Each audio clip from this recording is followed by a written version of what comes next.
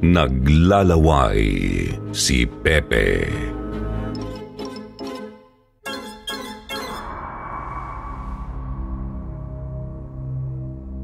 Normal na yata sa karamihan sa atin ang protektahan ang mga mahal natin sa buhay. Pero may mga pagkakataong hindi natin inaasahan, ito pa pala ang magdadala sa atin sa kapahamakan. Diyan iikot ang kwentong tampok sa episode natin ngayong araw, mga kasityo. Ano nga ba ang lihim na natuklasan ng ating letter sender na si Igno tungkol sa kanyang matalik na kaibigang si Pepe? Pakinggan na natin ang kanyang kwento. Magandang araw sa lahat ng nakikinig ngayon dito sa Sitio Pangil, lalong-lalo na sa inyo, Sir Jupiter. Ako nga pala si Igno, hindi ko totoong pangalan. 59 anyos, tubo mula sa siyudad ng Canlaon sa Negros Occidental. Matagal-tagal na rin akong nakikinig dito sa channel nyo sa YouTube. Kaya nga pinag-aralan ko kung paano ako makakapagpadala ng sarili kong kwento sa inyo. Matagal ko na rin talaga itong gustong ibahagi sa inyo kaya't sana ay mapili nyo itong basahin. Ilang taon na rin ang nakakalipas mula nang mangyari ang karanasang ito sa akin. Sa asawa kong si Clarita at sa matalik kong kaibigang itago na lang natin sa pangalang Pepe. Halos kasabay ko na rin siyang lumaki dahil magkababata rin naman ang mga tatay namin nung araw na parehong magsasaka. Tulad naming dalawa. Mabait na tao si Pepe, mga kasityo. Palakaibigan siya, palabiro, kaya nga maraming nakakakilala sa kanya noon. Hindi lang siya sa barangay namin maraming kaibigan, dahil kahit hanggang sa mga karatig naming lugar noon ay may kakilala siya. Sa totoo nga lang maraming nagtataka kung bakit kami naging magkasundong dalawa samantalang napakabasagulero ko nung araw. Sa amin kasing dalawa ni Pepe, ako yung maraming kaaway. Ako ang maangas kong kumilos kaya marami akong kagalit. Babaero pa ako noon dahil hindi naman sa pagmamayabang, medyo magandang lalaki naman ako nung kabataan namin. Hanggang sa nabaliktad ang buhay namin ni Pepe nang makilala ko ang asawa kong si Clarita na agad kong pinakasalan at ibinahay para hindi na siya maagaw pa sa akin ng iba. 21 anyos pa lang yata kami ni Pepe noon. May gatas pa sa labi, ika nga ng mga nakatatanda nun sa amin, pero pinatunayan ko namang kaya kong magtino. Dahil dun lang din ako nagsimulang magseryoso sa buhay. Kahit na nagkaroon na ako ng asawa, hindi pa rin naman nagbago ang pagkakaibigan namin ni Pepe. Malapit pa rin kami sa isa't isa, lalo na't magkapit bahay lang naman kami.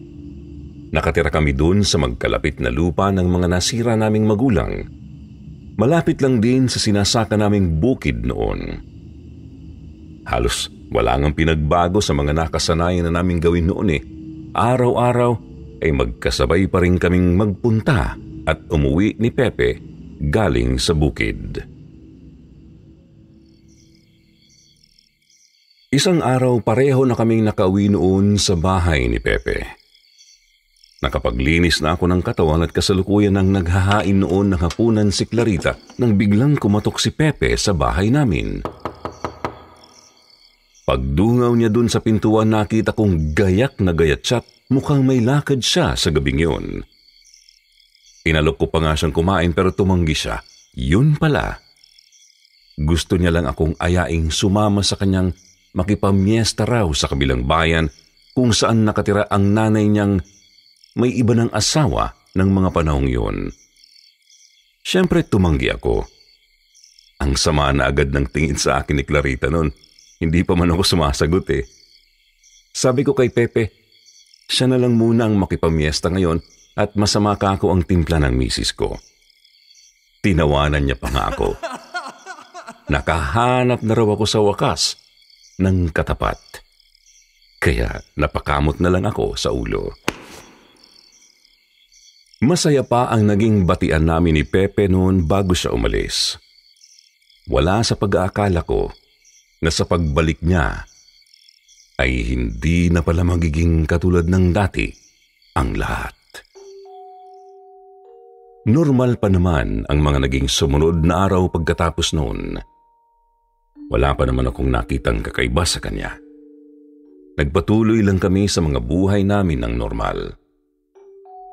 Hanggang isang araw, habang nagpapahinga kami ni Pepe noon sa kamalig na kami mismo ang gumawa, may napansin akong hindi normal sa kaibigan ko.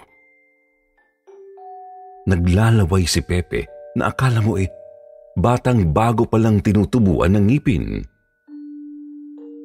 Tinitigan ko siya noon na halata ang pandidiri sa mukha ko. Tapos syempre, sinita ko rin siya. Bakit ka ako naglalaway siya ng ganun? Halos basang-basa na kasi noon yung bandang dibdib ng suot niyang kamiseta Tumutulo talaga ang laway niya, daig pa niya ang naglalandi ng tubig sa bibig. Medyo mabaho rin ang amoy na nanggagaling doon sa bibig o sa laway niya. Malansa yun, para bang bulok na isda na parang amoy kalawang na hindi ko maintindihan. Tinanong ko pa nga siya kung anong kinain niya at nangamoy ng ganun ang bibig niya. Di muna kako siya nagsipilyo bago siya lumayas ng bahay. Kumamot lang si Pepe sa ulo niya. Halatang nahiya siya sa akin. Sabi niya, nahihirapan daw kasi siyang magsipilyo dahil ang lala raw ng singaw niya sa bibig. Kaya nga rin daw siya naglalaway ay dahil dun. Ipinakita pa sa akin ni Pepe yung iniinda niyang singaw. Nakita ko ngang dalawang malalaking singaw yun sa bandang ibabang labi niya. Parang may nana pa nga kaya pala kako mabaho. Ang sakit nun panigurado, kaya hindi niya halos maisara ang bibig niya. Biniro ko pa si Pepe na tawas lang ang katapat nun. Sabi niya naman sa akin, sinubukan niya na raw yun pero hindi naman daw tumalab. Kinabukasan nasa bukid na naman ako kasama ang iba pa naming mga kapwa magsasaka noon. Maliban na lang kay Pepe. Di kasi umahon sa bukid si Pepe noon dahil ang sabi niya sa akin, masama raw ang pakiramdam niya.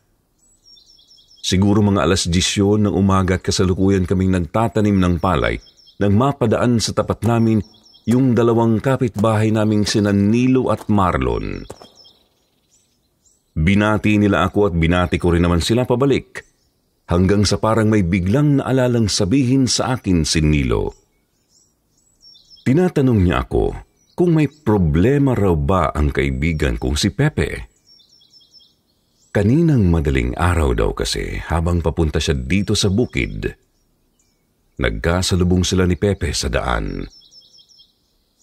Nakayapak daw ito at parang wala sa sariling naglalakad papunta doon sa may sukal sa bandang dulo na ng barangay namin kung saan kami madalas mangahoy nung araw. Sinubukan pa nga raw niyang batiin si Pepe pero hindi raw siya pinansin nitong kaibigan ko. Medyo kakaiba raw ang kilos ni Pepe kanina. Kasi ang talim ng tingin nito at parang namumula pa raw ang mata. Napansin din ni Nilo na naglalaway nga si Pepe. Nakangangaraw ito tapos tumutulo yung laway galing sa bibig niya. Kaya halos mabasa na raw pati ang damit na suot nito kanina. Di ko naman alam ang isasagot ko kay Nilo noon kahit ako na weirduhan din sa ikinwento niya sa akin. Ang sabi ko na lang masama kasi ang pakiramdam ng kaibigan kong yun dahil siguro sa singaw na naipakita pa niya sa akin kahapon. Hindi ko na tuloy natapos noon ang ginagawa ko sa bukid kasi nagpasya akong umuwi na lang ng maaga para tignan kung ayos lang ba si Pepe sa kanila. Baka mamaya natetano na kako yun dahil dun sa sugat niya kaya ganun ang kilos noon kaninang madaling araw. Sa bahay na ni Pepe ako dumiretso pagkagaling ko ng bukid. Naabutan ko naman siya noon na nasa likod ng bahay niya at nagpapakain ng mga alaga niyang manok at baboy. Tinawag ko si Pepe. Kako, kumusta na ang pakiramdam niya? Nginitian naman ako nitong kaibigan ko at sinabi sa akin na ayos naman daw siya dahil hindi na raw gaanong masakit yung singaw niya. Bukas makakapunta na raw siya ulit ng bukid. Binanggit ko sa kanya ang sinabi sa akin ni Nilo pero ang sabi lang sa akin ni Pepe, wala raw siyang maalala. Baka naman daw namamaligno lang itong si Nilo at inakalang siya nga yung nakasalubong nito kanina. Nagkatawanan pa kami pagkatapos noon bago ako nagpaalam na uuwi na. Tumalikod na ako noon at nagsimulang maglakad palayo. Nang may naalala akong banggitin kay Pepe. Hindi ko na matandaan kung ano yung sasabihin ko sana noon, pero hindi ko makakalimutan na sa muling pagharap ko sa kanya ng mga sandaling yun, nakita ko si Pepe na biglang dinakot sa lieg ang isa sa mga alaga niyang kambing bago niya yun sinaksak ng walang pakundangan. Siyempre nagulat ako. Parang may bumulong sa isip ko noon na dumiretso na lang ako pauwi at huwag nang bumalik pa kina Pepe. Sinunod ko na lang ang sinasabi ng utak ko pero halos hindi ako patulugin ng isiping yun magdamag nung sumapit na ang gabi. Kinabukasan, pinuntahan ko ulit si Pepe sa bahay niya. Panay ang tawag ko sa kanya dahil aayain ko sana siyang sumabay na sa akin papuntang bukid. Kaya lang walang sumasagot. Dumungaw ako dun sa loob ng bahay niya para sana tingnan kung natutulog pa ang mokong. Pero isang walang buhay na katawan ng kambing lang ang nakita ko roong nakapatong sa mesa. Wakwak na ang tiyan ng kambing na yun. Wala nang laman loob tapos base sa pamumutla nito ay parang wala na ring dugo. Nilalangaw yung nakabuyangyang na laman ng kambing na hindi man lang pinagkaabalahan ni Pepe na tanggalan ng balahibo bago katayin. Napaisip ako kung ano baka kung trip ng kaibigan kong yon at para siyang may saltik kung kumilos ngayon. Pagdating ko sa bukid, hindi ko na naman nakausap si Pepe kasi masyado siyang abala sa pagtatanim. Ang layo rin kasi ng pinwestuhan niya sa pwesto ko kaya hinintay ko na lang na magdapit hapon na para sana sabay na kaming umuwi. Pero inunahan niya na naman pala ako. Sabi ni Marlon sa akin kanina pa raw nagmamadaling umuwi si Pepe. Siguro'y sumasakit daw yung singaw kasi nakita niya na namang naglalaway. Medyo nagtataka na talaga ako noon pero ilang araw pa ang lumipas ay talagang hindi kami magpang-abot ng kaibigan kong yon dahil mukhang iniiwasan niya ako. Hindi lang ako ang nakakapansin ng mga kakaibang kilos na yon ni Pepe. Dahil ilang araw na rin talaga akong nakakarinig ng mga usap-usapan tungkol sa kanya na kesyo palagi na lang daw may nakakakita sa kanyang naglalakad sa labas tuwing madaling araw. Para daw itong laging may inaabangan. Sabi pa ng mga kapitbahay namin noon, para na raw nasisiraan ng bait itong si Pepe. Parang lumuluwag na raw talaga noon ang tornilyo na sa ulo o kaya baka raw nag-aadik na. Hindi ko alam kung ano ang magiging reaksyon ko lalo na at napapansin ko rin noon na pabawas na ng pabawas ang mga alagang hayop ni Pepe dun sa likod ng bahay niya. Pati na rin dun sa bukid. Hindi ko alam kung kinakatay niya ba o pinapatay niya lang, kagaya nung kambing na una kong nakitang pinatay niya. Sobrang nababahala na ako ng mga panahong yun para kay Pepe. Pero wala akong magawa dahil hindi niya nga ako kinakausap. Gusto ko man siyang puntahan sa bahay niya, hindi ko rin naman magawa. Pinagbawalan ako ni Clarita kasi nabalitaan niya rin ang nangyayari kay Pepe. Natatakot daw siyang baka iba na ang utak ng kaibigan kong yun.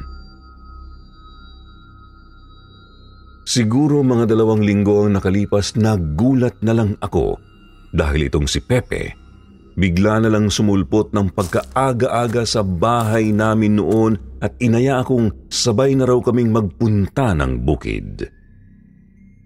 Nakikape pa siya sa bahay namin noon at nakipagbiruan kay Clarita tulad ng dati niyang ginagawa. Laking pagtataka ko naman noon kasi biglang-bigla siyang bumalik sa pagiging masigla pagkatapos niya akong iwasan ng matagal-tagal ding panahon. Habang nasa daan kami, tinanong ko siya kung ano ang nangyari sa kanya. Pero ang sabi niya sa akin, wala naman daw. Sadyang naging abala lang daw siya nitong mga nakaraang linggo kaya hindi kami halos magpangita. Hindi na lang ako sumagot kahit na hindi ako kumbinsido noon sa sinabi niya. Kilalang kilala ko kasi talaga yung si Pepe. Alam ko kapag may itinatago siya sa akin dahil nahahalata ko yun sa mga kilos niya. Ayoko lang naman siyang piliting magkwento sa akin kung ayaw niya at baka mauwi lang sa pagtatalo ang usapan namin. Ginabi kami sa bukid ng araw na yun. Tinapos na kasi namin lahat ng gagawin namin dahil balak sana naming magpahinga kinabukasan. Inaya akong uminom ni Pepe na hindi ko naman natinanggihan dahil ngayon lang naman ulit kami magkakasama. Naglalakad na kami noon pa uwi. Medyo madilim na ang paligid. Pero bahagya palang sumisilip noon ang buwan nang mapalingon ako kay Pepe. Dahil narinig kong parang inahabol niya ang paghinga niya. Hinihingal siya.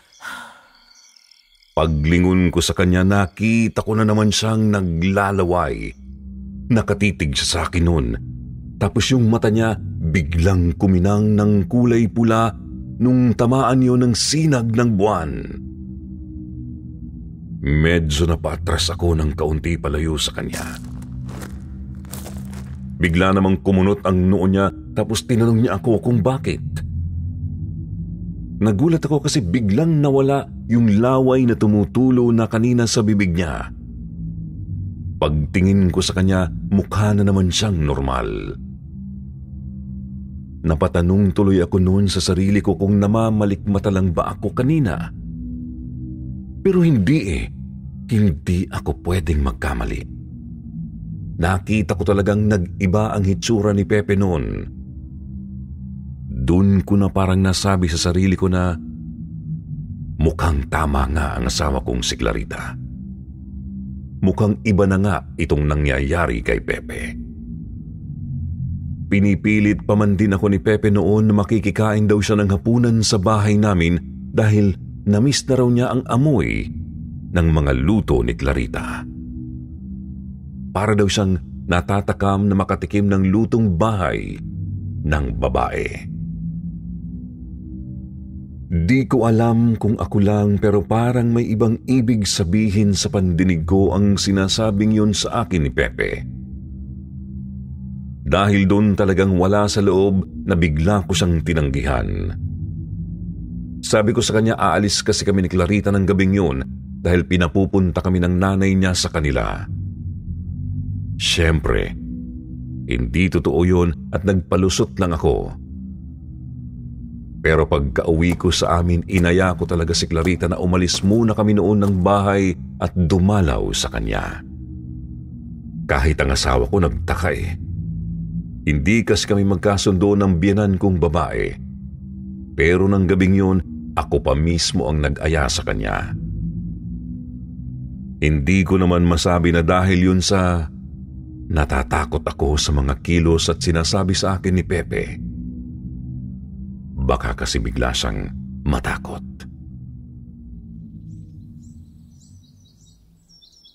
Kinabukasan maaga akong umuwi sa amin. Iniwanan ko muna si Clarita sa kanila kasi ayaw pa siyang pauwiin ng nanay niya.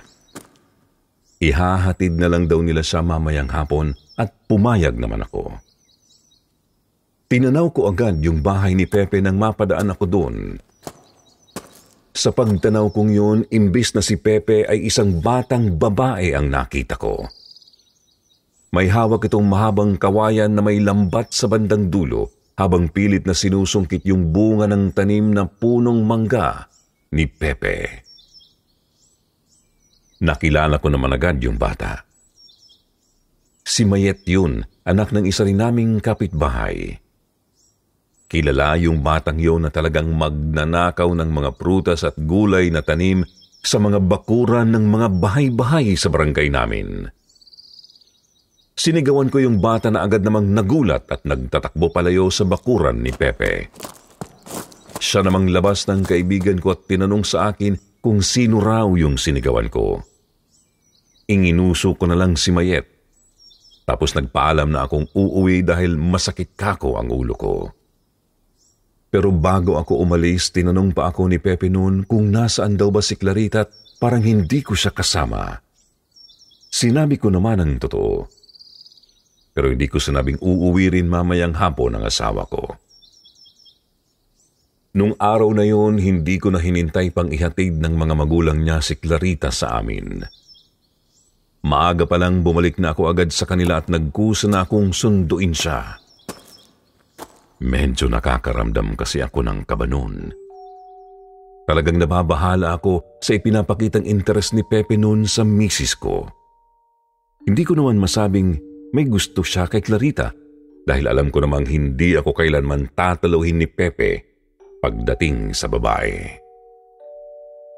Pag-uwi namin ni Clarita sa amin, naggulat na lang kami. Ang naabutan kasi namin doon ay ang kumpulan ng mga kabarangay namin na nag-uusap-usap tungkol daw sa biglang pagkawala ni Mayet. Yung batang babaeng sineta ko kanina dun sa bakuran ni Pepe.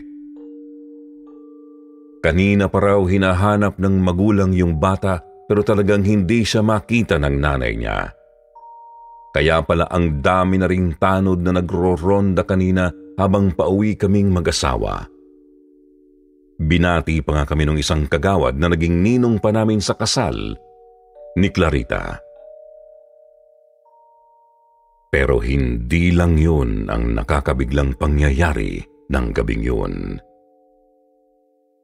Dahil nang sa wakas mga kasityo ay nakarating na ang mga tanod dun sa bandang dulo ng barangay namin kung nasaan pareho ang mga bahay namin ni Pepe.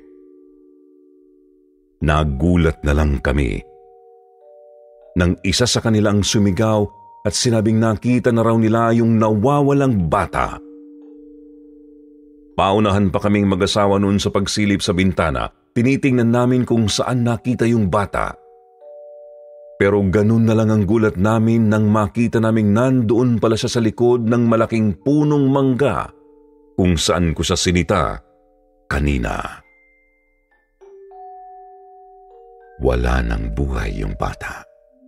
Patay na raw, sabi ng tanod. Pero hindi ko gaanong makita ang hitsura nito dahil medyo malayo ang pwesto nila mula doon sa bintana namin. Habang nakasilip ako, kitang-kita ko na may isang malaking ibon na lumipad palayo galing dun sa bintana ng bahay ni Pepe. Napakurap nga ako nun eh. Paano ka ako magkakaroon ng malaking ibon dun sa loob ng bahay ng kaibigan ko? Nagtataka rin ako kasi parang walang ibang nakapansin ng ibon na yun bukod sa akin. Kasi wala naman akong nakitang reaksyon dun sa mga tanod na ang atensyon ay nandoon lahat sa bangkay ng natagpuan nilang bata. Sa isang iglap, nagkalat na ang mga pulis dun sa area namin. Nagtatanong na sa mga karatig bahay kung may napansin ba silang kakaiba kanina na pwedeng magturo ng may kagagawan ng nangyari dun kay Mayet. Kahit nga kami ay kinatok pa sa bahay namin. Pero wala naman kaming maibigay na impormasyon dahil maghapon nga kami noong wala sa bahay at nandoon kami sa mga biyanan ko. Ang sabi kasi ng nag-interview sa aming pulis, kakaiba raw ang pagkamatay ng bata. May malaki raw kasing hiwa sa tiyan yung bata. Ganon din sa lieg. Pero mainit-init pa raw yung bangkay at halatang kamamatay lang nito. Hindi lang daw nila gustong ipagkalat ang impormasyon dahil baka pagsimulan daw ng takot sa lugar namin. Unang-unang sospek sa nangyari si Pepe. Hindi naman na nakakapagtaka yun dahil sa bakuran niya natagpuan yung bata. Pero wala siya sa bahay ng mga sandaling yun. Mga ilang minuto pa ang hinintay ng mga tanod hanggang sa makauwi na siya na may dalang isang buwig na bagong tibang saging na pasan-pasan niya sa likuran niya. Nagtatanong siya sa mga tanod kung ano raw ang nangyayari, bakit ang daming tao sa bakuran niya. Nang sabihin naman nila sa kanya ang nangyari, nagulat siya at nabigla sa nalaman. Tinanong niya pa nga kung sino raw kaya ang gagawa ng ganung bagay sa isang bata. Nanlulumo ang balikat ni Pepe. Kahit sino maniniwala talaga sa akto niya noon. Maliban na lang sa akin. Gaya ng sinabi ko kanina, kilalang kilala ko na si Pepe. Alam ko na ang likaw ng bituka noon dahil halos sabay na kaming lumaki. Para na nga kaming magkapatid kaya alam kong hindi totoo lahat ng ipinapakita niyang reaksyon. Alam ko nagsisinungaling siya. Pero hindi ako nagsalita ng mga sandaling yun. Wala akong sinabi dahil kahit papaano, ayoko pa ring mapahamak ang kaibigan ko. Matibay ang alibay ni Pepe na maghapon siyang nasa bukid ng araw na yun. Kaya walang nagawa ang mga pulis kundi mag-imbestiga na lang ulit. Pero hindi doon natapos ang hinala ng mga kabarangay namin ni Pepe sa kanya. Simula kasi nang may mangyari dun sa bata, lalo pang dumami ang mga naririnig kong usap-usapan tungkol kay Pepe. Sa pagkakataong ito, hindi na lang siya isang taong nasisiraan ng bait sa paningin ng iba. Para sa kanila, isa na raw siyang aswang na takam sa dugo at laman ng tao at hayop. Patunay daw doon ang lahat ng mga ingay na naririnig nila sa bakuran ni Pepe tuwing sasapit ang madaling araw. Mga ingay na katulad ng kakaibang alulong ng aso. Mga angil at paghingal daw ng mababangis na hayop. At ang iyak ng mga alaga niyang hayop na kahit po ako noon, Sir Jupiter, ay naririnig ko rin. Sobrang gulo ng mga panahong yun, Sir Jupiter. Kahit ako, naghihinala din ako kay Pepe. Pero nangingibabaw pa rin sa akin noon ang pinagsamahan namin. Kaya kahit anong sabihin sa akin ng mga kapitbahay namin, ayoko pa rin maniwala. Hanggang isang beses, pauwi rin ako noon galing bukid. Nang makita ko na isang grupo ng mga lasing na kabarangay namin ang sumugod sa bahay ni Pepe at binabato nila yung bubungan ng bahay niya. Dali-dali ko silang sinaway at pinagsabihan noon. Hindi nakakutama ang ginagawa nila sa kaibigan ko kasi hindi naman napatunayang siya nga ang may gawa nun kay Mayet. Ipinagduduldulan naman sa akin ng mga kapitbahay namin na aswang daw si Pepe.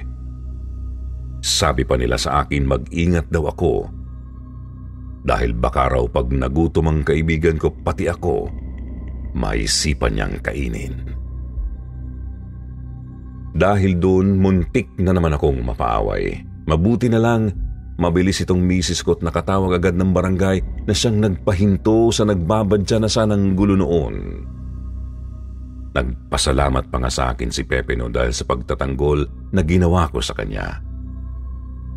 Pero ang hindi niya akalain, pagkaalis ng mga tanod at ng iba pa naming kabarangay noon, ako mismo ang kumumpronta sa kanya. Hindi na ako nagpaligoy-ligoy pa. Tinanong ko siya kung totoo bang siya ang pumatay doon sa batang si Mayet. Pero kahit sa akin, tumanggi pa rin siya. Pinipilit niya akong maniwala na hindi raw siya ang may gawa nun sa bata, pero hindi niya naman magawang titigan ako sa mata habang sinasabi sa akin ang katwiran niya. Dahil patuloy pa rin nagsisinungaling sa akin noon si Pepe, wala na akong nagawa kundi sabihin sa kanya lahat. Lahat-lahat ng napapansin kong kakaiba sa kanya simula pa noon. Yung paglalaway niya, yung panlilisik at pagbabago ng kulay ng mga mata niya, yung naririnig kong mga ingay dun sa bakuran niya tuwing sasapit ang hating gabi, pati na rin ang pagpatay niya sa mga hayop na inaalagaan niya na hindi ko naman nakikitang iniluluto niya. Sinabi ko rin kay Pepe ang tungkol sa malaking ibon na nakita kong lumabas ng bahay niya nung gabing natagpuan ang bangkay ni Mayet sa bakuran niya. Lahat yun inisa-isa ko kay Pepe.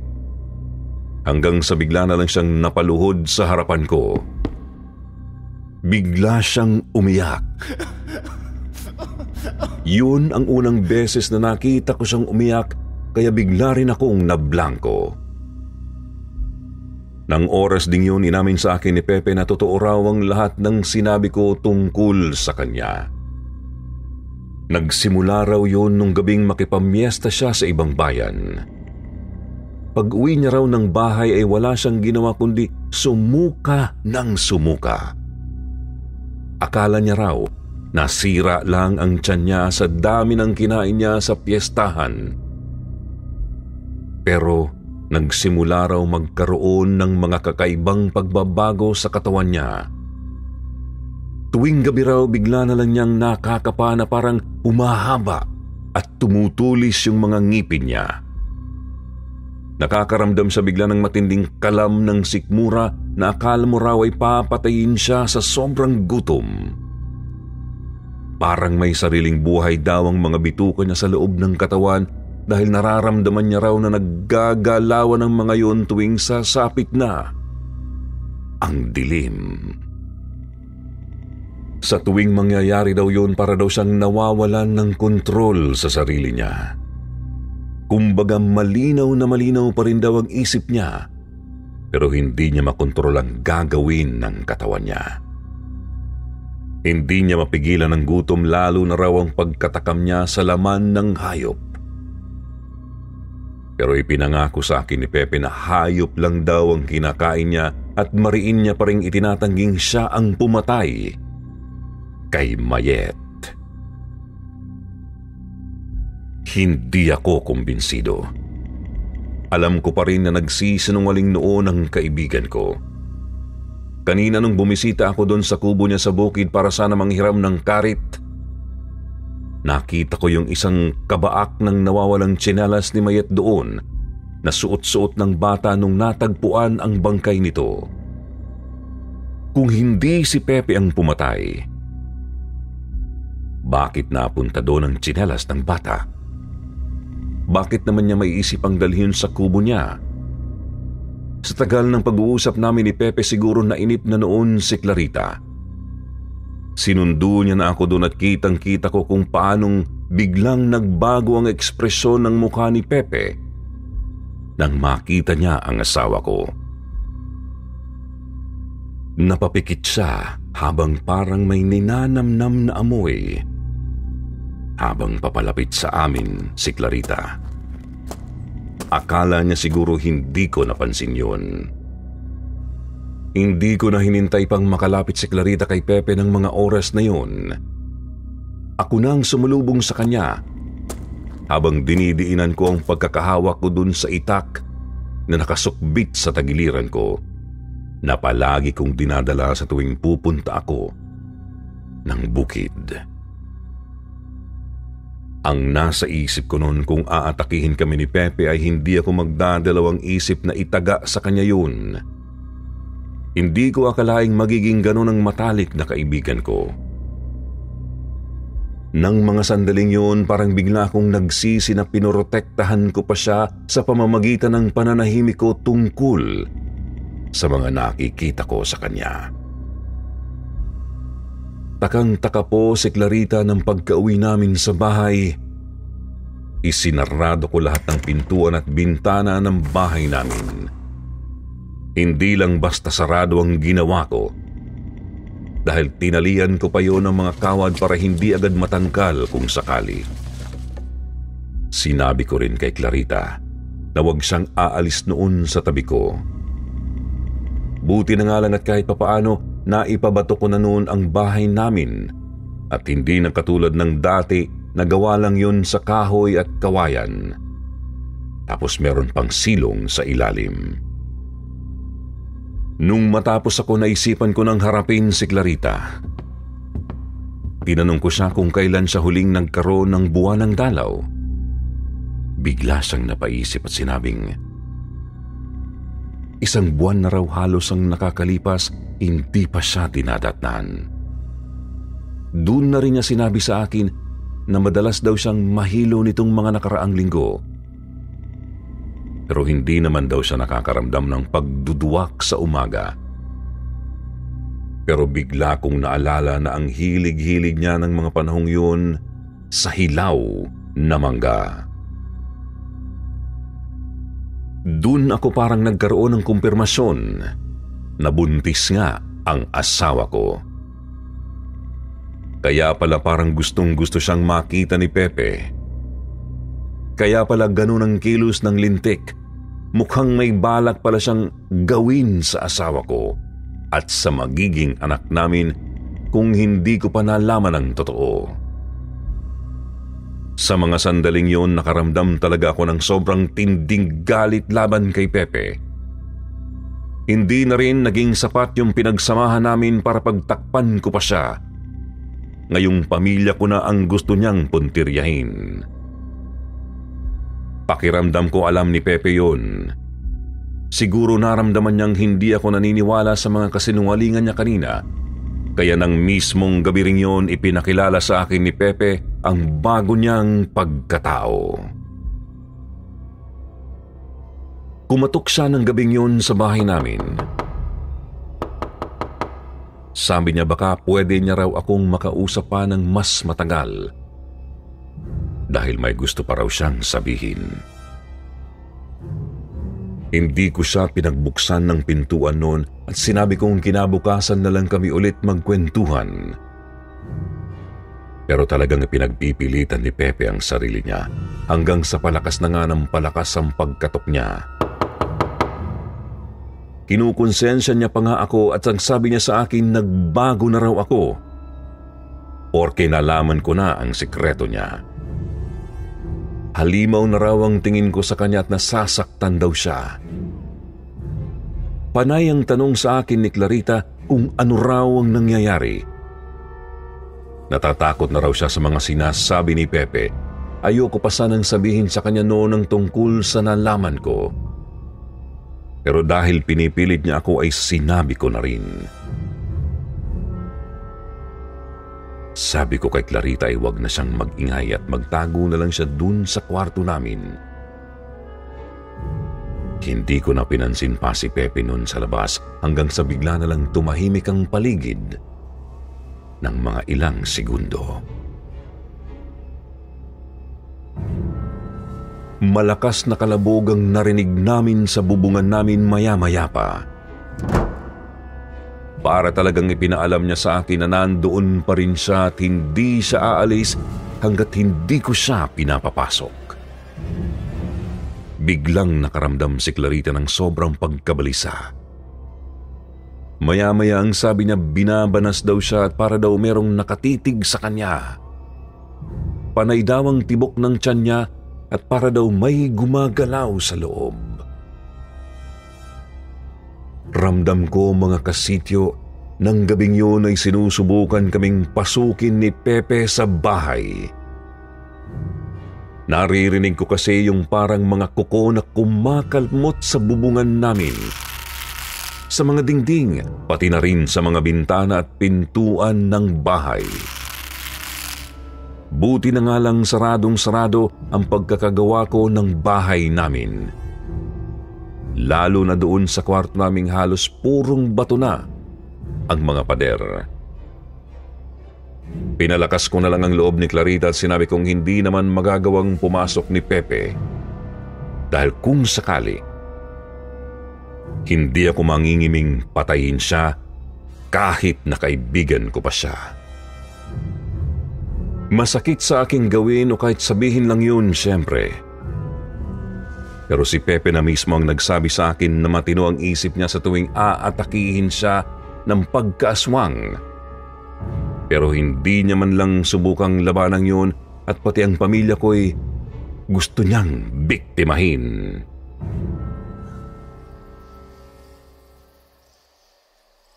Nakaraos kami ng gabing yun.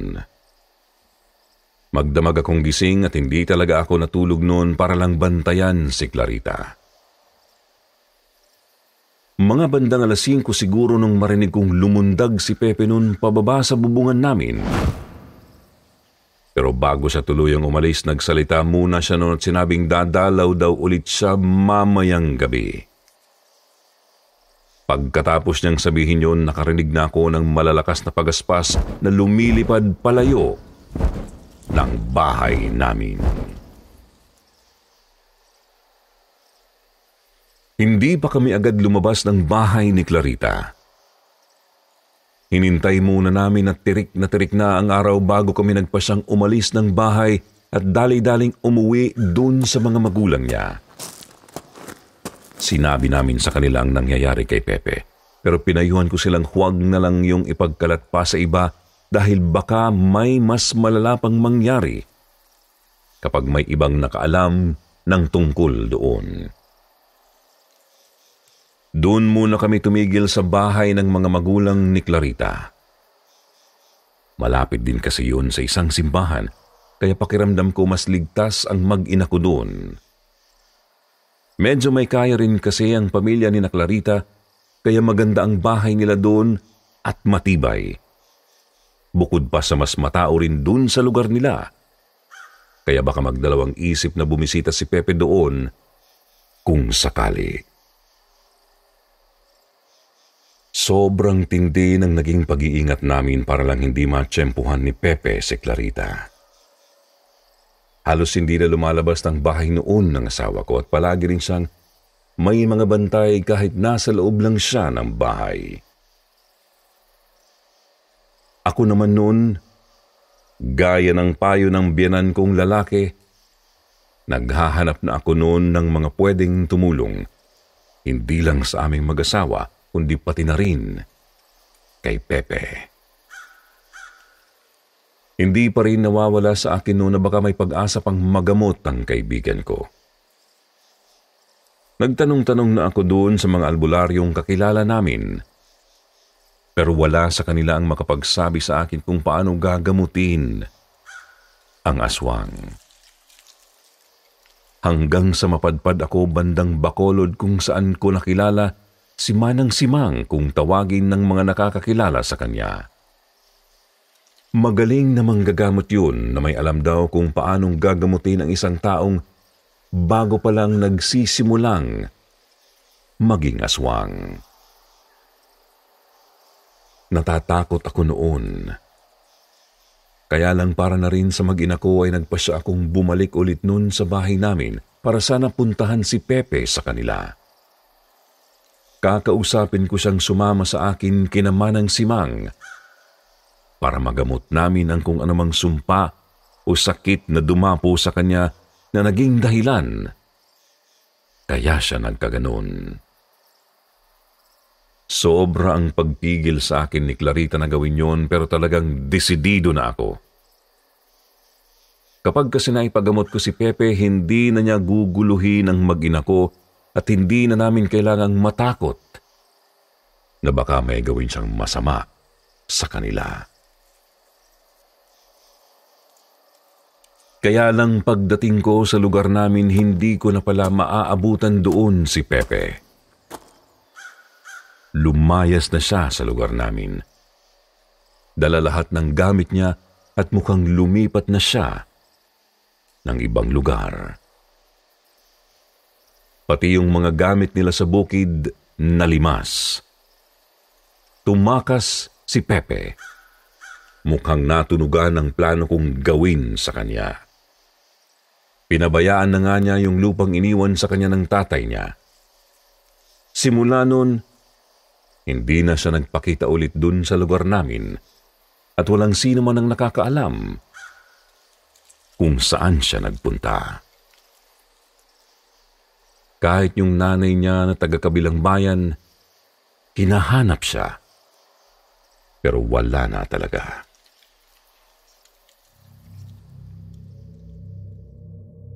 Hanggang sa mga oras na to, mga kasityo, wala pa rin nakakaalam kung saan at paano talaga nagmula ang pagiging aswang ni Pepe. Pero hindi na yon ang tanong na naiwan sa isip ko buhat ng mangyari sa amin ang karanasang ito. Ngayon ipapasa ko naman sa inyo ang tanong.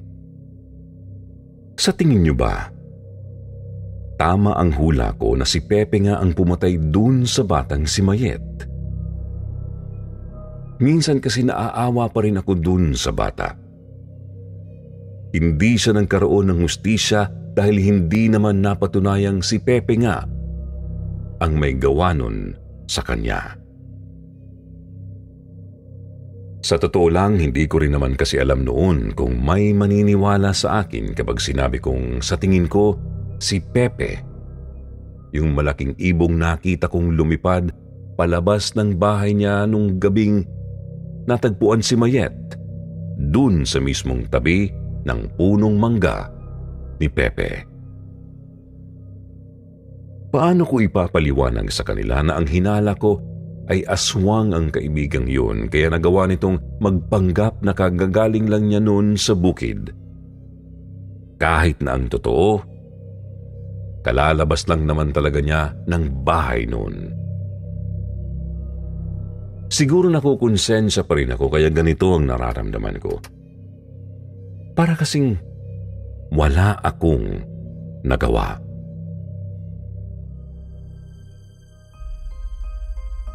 Di na rin naman kami nagtagal sa lugar na yon pagkatapos ng lahat ng nangyari.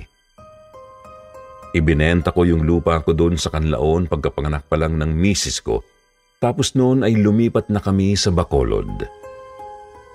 Doon na namin pinalaki ang panganay namin. Pati na rin ang iba pang mga naging anak namin ni Clarita. Hindi na rin naman naulit pa ang nakakatakot na karanasan namin sa aswang pagkatapos nung kay Pepe. Pero hanggang ngayon, ikinikwento ko pa rin ito hanggang sa mga apo ko, kahit na may isang dekada na ring wala ang misis ko. May sarili ng pamilya ngayon ang panganay namin ni Clarita.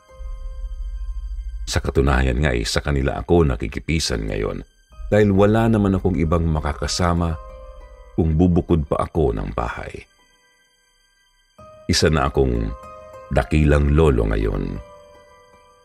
Tagabantay ng mga apo ko na madalas ay kabanding ko sa pakikinig sa mga kwento dito sa inyong channel. Sila rin ang nagturo sa akin kung paano magpadala ng kwento dito sa inyo. Hanggang dito na lang ang karanasang maibabahagi ko sa inyo ngayon. Sana ay nagustuhan niyo ito. Kahit na hindi ako ganun kagaling magsalaysay. Maraming salamat sa lahat ng makikinig nito kung sakaling mapili niyo itong ipalabas sa inyong channel. siguradong matutuwa ang mga apo ko kapag nagkataon. Sana ay mas dumami pa ang inyong mga taga-suporta. Maraming salamat po ulit.